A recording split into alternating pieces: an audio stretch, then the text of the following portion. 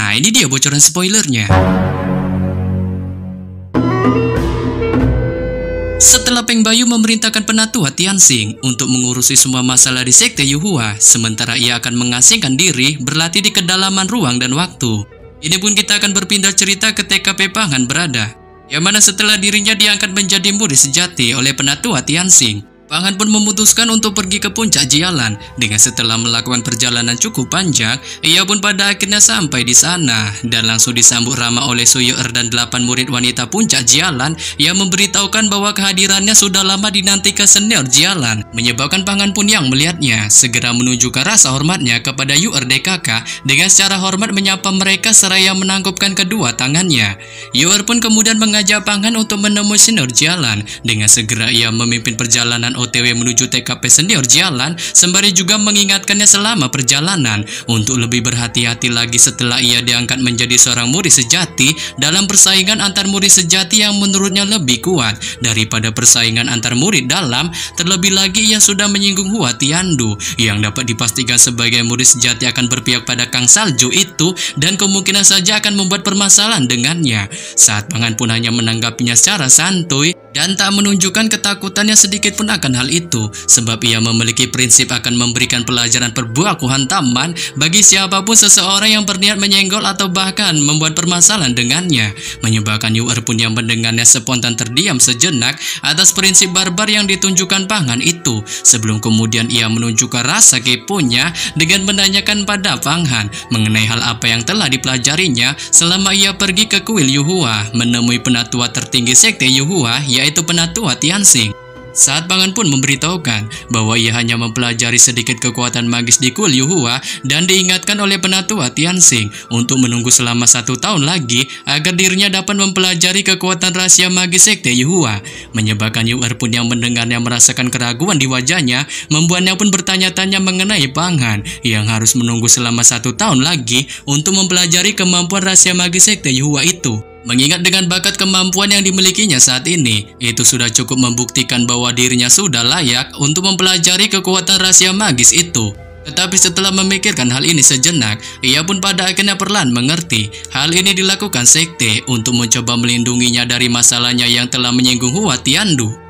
Namun di tengah percakapan antara Pang Han dan Yu'er, tanpa diduga tiba-tiba suara pun datang dari puncak gunung, lebih tepatnya di istana yang saat ini ditempati senior Jialan, memberitahukan pada Pang Han dan Yu'er untuk bergegas naik memasuki ke dalam istana. Menyebabkan Pang Han dan Yu'er pun yang mendengarnya dengan cepat melesat terbang berjalan memasuki istana. Saat ketika masuk ke dalam istana itu, mereka pun dapat melihat sebuah tungku dan pang besar terpampang di dalamnya. Dengan di sebelah tungku besar itu kali ini ada sosok batang hidung senior Jialan dan Long Xuan yang duduk secara santuy di sana.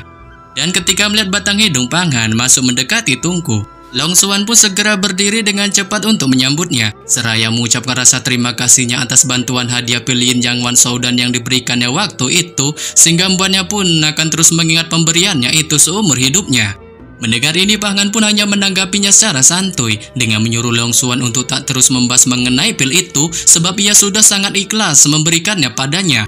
Menyebabkan Long Xuan pun hanya bisa menunjukkan rasa malu di raut wajahnya, sebelum kemudian senior Jialan pun memunculkan sebuah benda berbentuk jarum hijau di tangannya yang didapatkannya sewaktu melakukan taruhan dengan senior Ling Xiao waktu itu, dan tanpa basa-basi melesatkannya ke tangan Pang Han sembari memberitahukan mengenai kegundahan benda itu yang sangat memiliki manfaat untuk meningkatkan kemampuan di dalam jati dirinya, terutama dalam mengendalikan kemampuan mana di tubuhnya. Saat Pang Han pun yang mendengarnya perlahan mengamati jarum hijau itu di telapak tangannya dan spontan menunjukkan kegirangan di raut wajahnya mendapatkan tukaran benda dari hadiah pilihan Yang Wan Shoudan yang diberikannya pada Long Xuan sebelumnya, meskipun ia sama sekali tak tahu mengenai jenis senjata sihir apa jarum hijau ini. Tetapi dengan jarum itu ada di tangan senior Jialan, ia pun merasa benda itu kemungkinan memiliki banyak manfaat.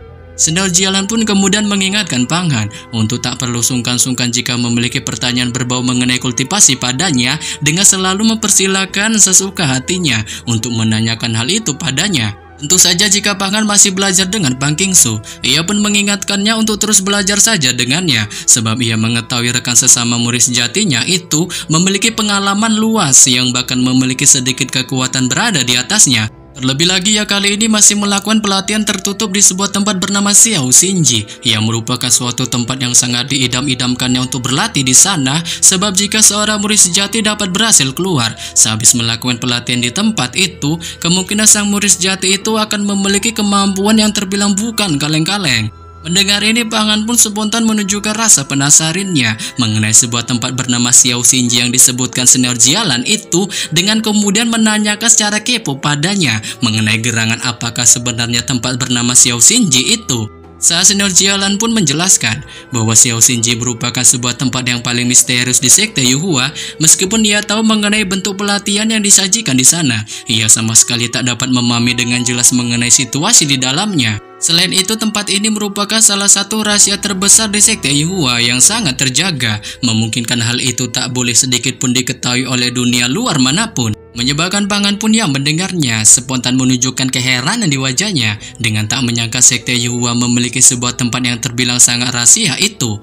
Namun di balik rasa heran yang ditunjukkan Pang Han, senior Jialan pun yang melihatnya hanya menunjukkan senyum menawannya, sebelum kemudian ia menanyakan padanya mengenai gerangan seperti apa gunung yang ditempatinya nanti selama ia menjadi seorang murid sejati sekte, dan juga mengingatkannya untuk tak perlu segan-segan memberitahunya mengenai hal apa saja yang nantinya akan dibutuhkannya. Saat Pang Han pun memberitahukan bahwa basecamp gunung yang ditempatinya itu belum selesai, yang kemungkinan hanya butuh beberapa hari lagi, itu dipastikan siap untuk ditempatinya.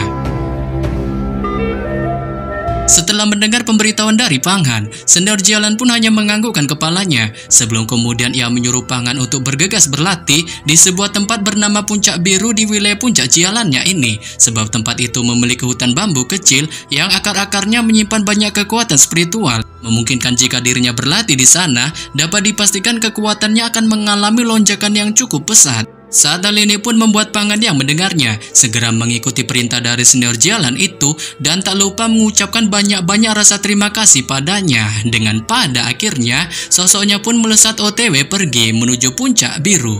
Ya, singkat cerita, setelah Pang Han sampai di sana, ia pun tanpa basa-basi mulai melakukan pelatihannya. Saat dengan mode duduk yang ditunjukkannya di balik hamparan hutan bambu yang sangat indah di tempat ini, ia pun mulai memunculkan gelombang aliran mana dari dalam tubuhnya. Saat itu pun tiba-tiba mengitarinya dan mulai bertebaran di antara bambu-bambu yang ada di sekitarnya, sehingga membuat bambu-bambu itu pun ia merasakan kekuatan magis dari Pang Han ini tanpa sebab akibat tiba-tiba mulai bergoyang, diikuti banyak tumbuhan di sekitarnya yang mulai diserap oleh mana Pang Han. Dengan setelah cukup lama tumbuhan itu semakin diserap mana Pang Han pun merasa bahwa ia tak bisa lagi mengakomodasi pikirannya dan dengan cepat memasukkan kekuatan tumbuhan dari bambu itu ke dalam tubuhnya. Setelah melakukan semua hal ini, Pang Han pun merasakan tubuhnya tiba-tiba menjadi kaku, sehingga membuatnya pun yang terkejut akan hal ini dengan cepat spontan menghentikan pelatihannya, diikuti pujian yang spontan dilontarkannya. Akibat kekuatan spiritual yang luar biasa dari hutan bambu ini, memungkinkan jika dirinya dapat mengendalikannya dengan baik selama pelatihannya, kemungkinan dapat dipastikan ia akan mendapatkan hasil kemajuan kekuatan 2 kali lipat.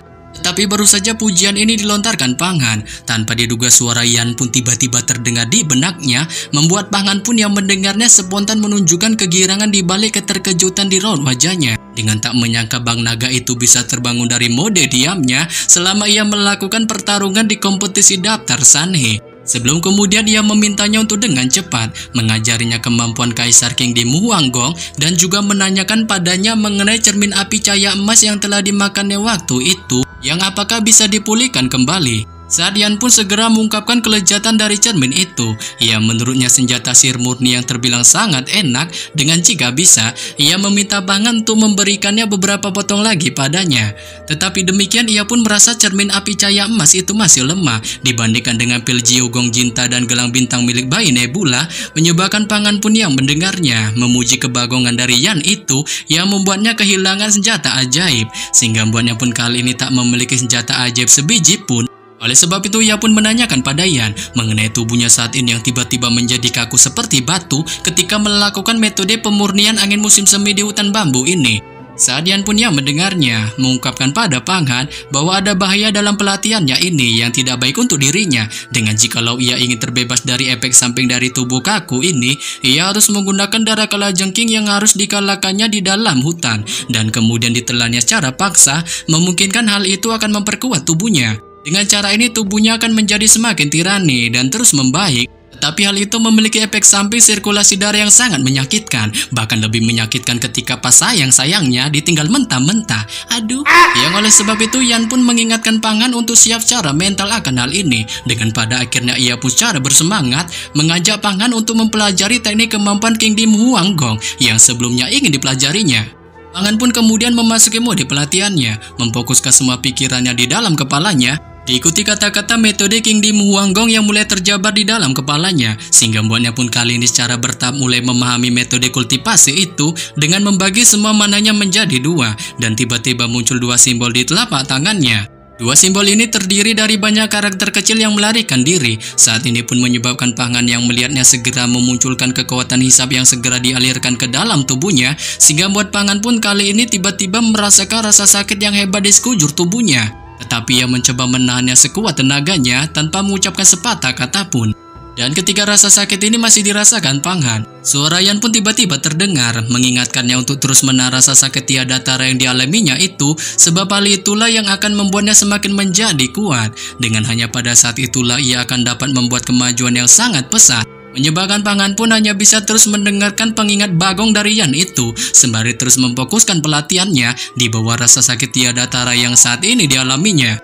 Dan singkat cerita, setelah Pangan terus melakukan pelatihan barbarnya itu, pada akhirnya setelah pelatihannya menyentuh waktu 3 hari 3 malam, sendi-sendi Pangan pun mulai mengalami ledakan. Dengan pada akhirnya, ia pun terbebas dari tubuh kaku yang dialaminya sebelumnya. Dengan setelah berhasil melakukan pelatihannya ini, Pangan pun perlahan berdiri di balik getaran yang terus terasa di tubuhnya, dan tiba-tiba otot-otot di tubuhnya seperti ular sanca yang segera membengkak keluar, mengayunkan ombak di udara dan meniup sekumpulan bambu-bambu di sekitarnya. Dengan pada saat yang sama, Pangan pun merasa bahwa setelah menerobos celah, beberapa roh kayu murni mulai bersatu di dalam tubuhnya, sehingga membuatnya pun kali ini merasakan tubuhnya menjadi sangat kuat.